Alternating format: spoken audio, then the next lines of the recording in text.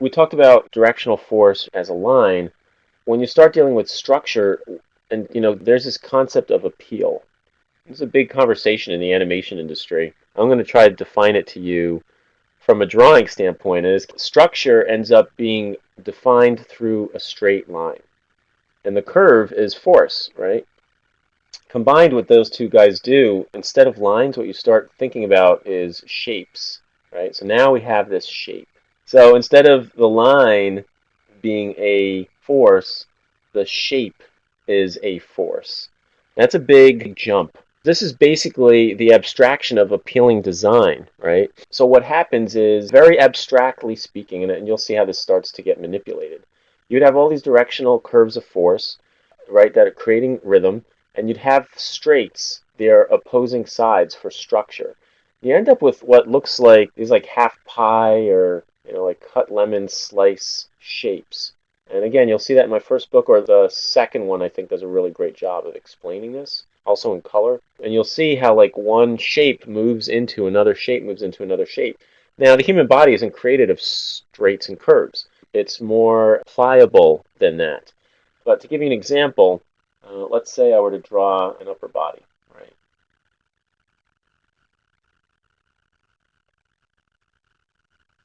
All right, so I hope what you see is, I've already abstracted it into straights and curves and created that as shapes.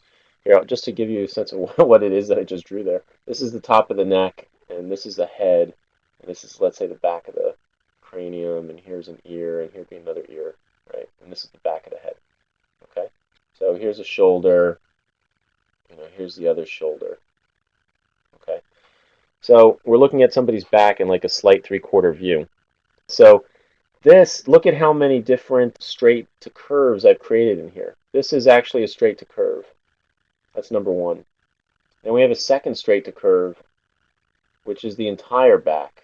Right? I have this straight representing the right edge of the chest. Right? So there's number two. We also have the one that's only on the right side, which is number three. I can keep going with this. I'm seeing these as shapes. I even did it when I drew for you the neck, right? See right there is a straight to curve also. Right, so you can see everything in here is constructed off a straight to curve design, and they all fit within one another. So my point is, it's not always a perfect straight and a perfect curve. The curve is really important because the curve is your directional force, right? It's telling you, and you're following how force is moving from one side of the body to the next. It's the straight side that's not always straight. It's typically also curved, but it's a weaker curve. It sort of represents abstractly the concept of, this is the structure of the body. I need this to balance it out against the softness of and aggressiveness of the fluidity in the figure, in the forms. So, you'll have something that looks like what I drew here. It's almost more like this.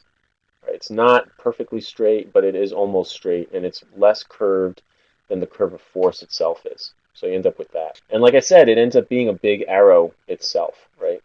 And it'll lead itself, it's like a triangle, right? Like a bent triangle. From one bent triangle to another bent triangle to another bent triangle in the body. And that is its abstraction. And again, we're going to actually now try to take this concept and bring it over to real anatomy.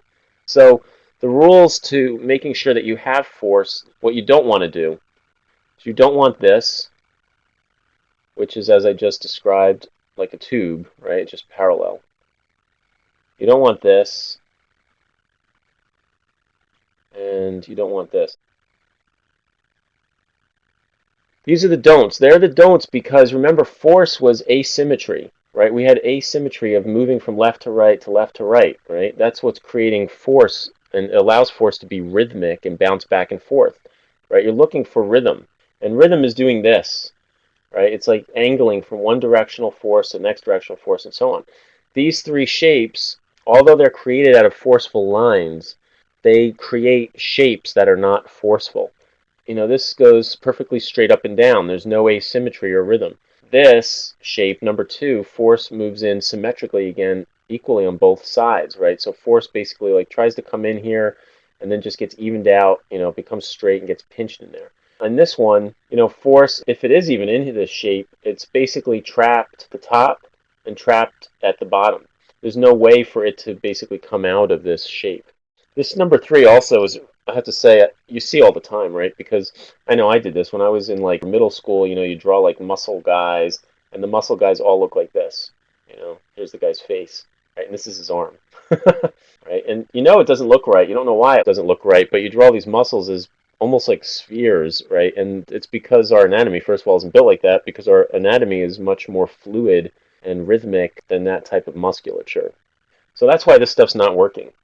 Symmetry kills force. You're looking for asymmetry, right? Asymmetry equals force.